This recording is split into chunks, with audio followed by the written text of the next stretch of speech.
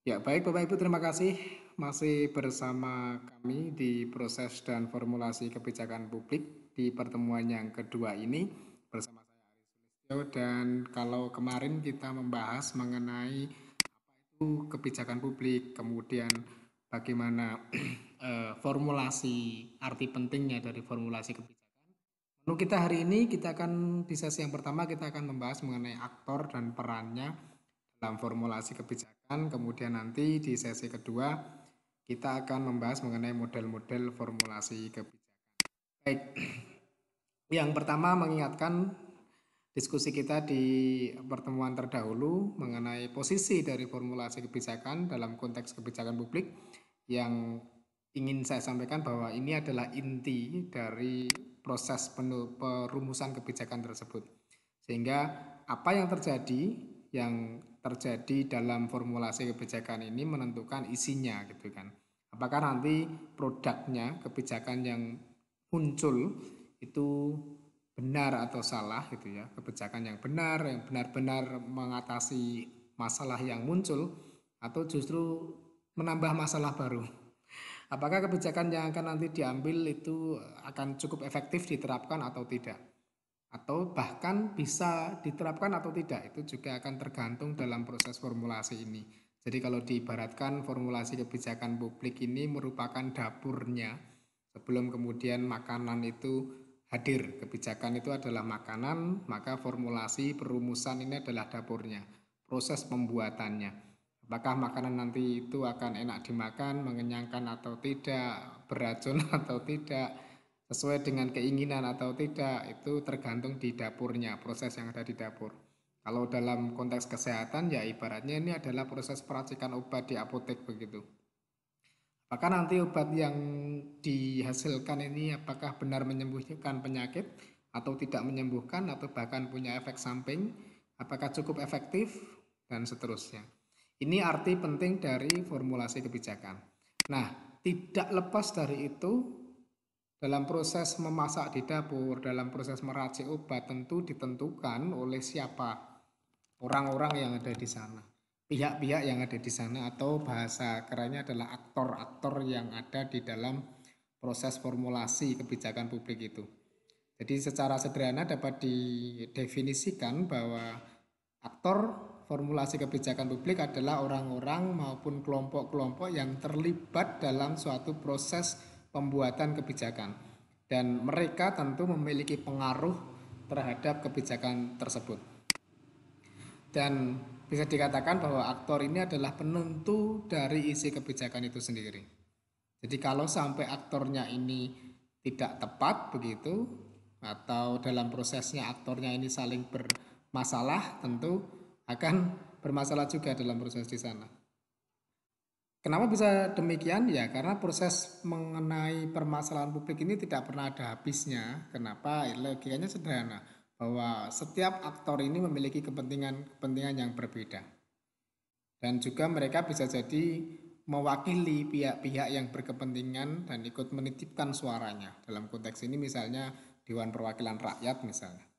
Nah, proses tawar-menawar antar aktor pembuat kebijakan ini menggunakan kebebasan dan kewenangannya seringkali disalahgunakan gitu.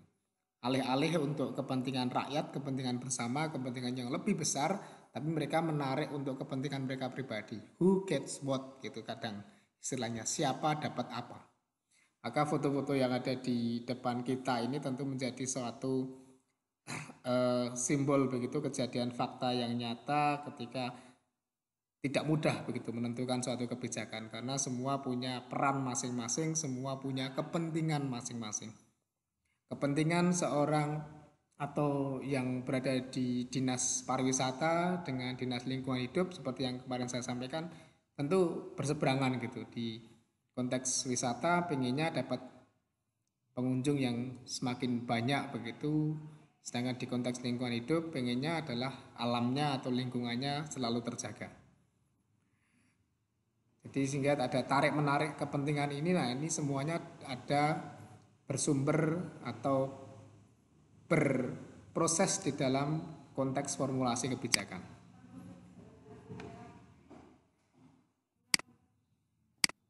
Ya, apa saja yang kemudian menentukan dalam proses formulasi kebijakan ini? Antara lain, ya siapa saja yang terlibat, aktor siapa yang terlibat, kepentingan apa yang dimiliki oleh setiap aktor itu, tujuan apa yang ingin diraih oleh setiap aktor itu, dan ada aktor-aktor yang memiliki kepentingan atau tujuan yang sama, dan mereka biasanya bekerja sama.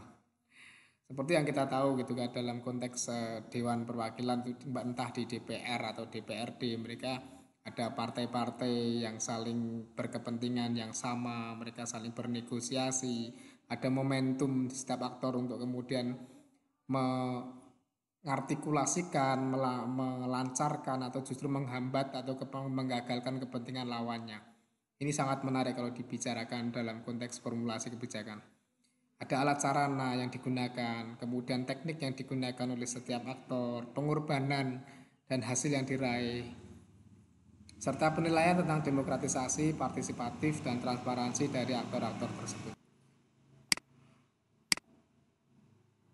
Jadi sebenarnya siapa saja aktor perumusan kebijakan secara sederhana disampaikan oleh para ahli dibagi dua, yakni mereka aktor yang resmi dan tidak resmi.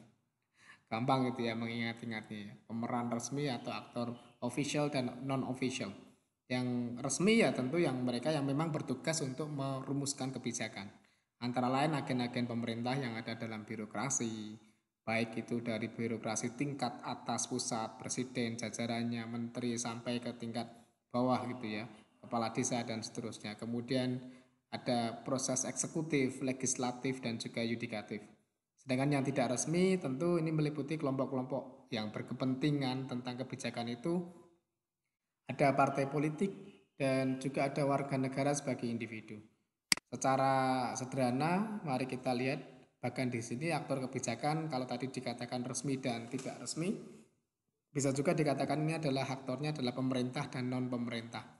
Yang pemerintah tentu mulai dari legislatif, eksekutif, instansi administratif, lembaga peradilan itu masuk dalam konteks pemerintah. Sedangkan yang non pemerintah tadi sudah disampaikan mereka-mereka yang berkepentingan akan kebijakan yang dibuat, kemudian ada juga partai politik, ada juga warga negara ataupun organisasi-organisasi lain yang tergabung di dalamnya. Baik, mari kita lihat peran dari aktor-aktor kebijakan dalam konteks pemerintahan yang ada di Indonesia. Dari mulai MPR, DPR, Presiden, tentu mereka punya peran dan wewenang masing-masing, antara lain menetapkan undang-undang dasar, menetapkan TAP MPR. Tentu ini sudah pernah dipelajari sebelumnya gitu ya, bukan hal yang baru begitu. Antara lain misalnya pemerintah menetapkan peraturan pemerintah dan juga melaksanakannya. Kemudian menteri menetapkan peraturan dan juga sebagai keputusan menteri. Lembaga pemerintah atau non-departemen mereka menerapkan aturan-aturan yang bersifat teknis, yakni peraturan pelaksanaan dari perundangan yang lebih tinggi derajatnya. Jadi secara sederhana kalau pemerintah membuat undang-undang, nah ini tidak cukup untuk berhenti di undang-undang itu, tapi harus direpresentasikan, diterjemahkan dalam bentuk yang lebih teknis, baik itu di tingkat kementerian maupun di tingkat daerah bahkan. Ada dirjen, ini mereka yang mengeluarkan peraturan pelaksanaan bersifat teknis, ini administratifnya pemerintah tadi, ada badan-badan negara lain, ada juga sampai ke level provinsi, ada pemerintah provinsi, ada DPRD di provinsi, kabupaten, bahkan sampai ke kepala desa itu ya, menetapkan peraturan dan keputusan desa dengan persetujuan oleh badan perwakilan desa. Ya, mereka-mereka yang kemudian menjadi aktor kebijakan. Kalau bicara sama yang non pemerintah tentu sangat banyak sekali, maka dari itu marilah kita akhiri dari sesi yang pertama ini dengan diskusi yang cukup sederhana, yakni andai kata sesuatu desa begitu ingin menyusun kebijakan desa wisata, boleh kasih contoh lebih detail silahkan, maka kira-kira siapakah yang perlu dilibatkan dalam proses penyusunan kebijakan desa wisata. Baik, saya atau kami tunggu komentar dan opininya. Mari kita bahas bersama. Terima kasih.